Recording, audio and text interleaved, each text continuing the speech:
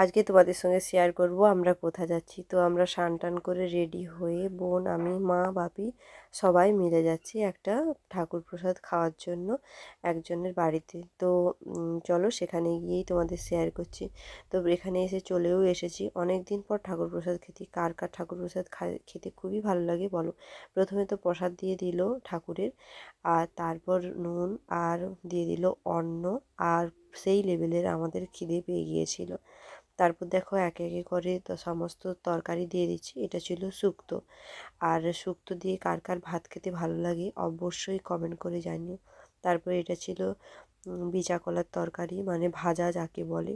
তারপর ছিল তোমার বাঁধাকপি আর বৈতাল দিয়ে একটা তরকারি ছিল, সেই লেভেলের খেতে হয়েছিল প্রত্যেকটা প্রসাদ। তারপর ছিল চাটনি, পাঁপড়, পায়েস, সমস্ত কিছুই ছিল। খাওয়া দাওয়া শেষে কীর্তন দেখলাম, অসাধারণ পারফরমেন্স আর অসাধারণ কীর্তন হয়েছিল। অনেকে বলে যে কীর্তন শুনতে ভালো লাগে না, আমার তো খুবই ভালো লাগে। কাদের ভালো লাগে অবশ্যই বলো। আমার মা তো আসতেই চাচ্ছিল না। আর তারপরে মা প্রচুর ঠাকুরের জন্য ভক্ত। তো তোমাদের কেমন লেগেছে অবশ্যই জানিও। টাটা।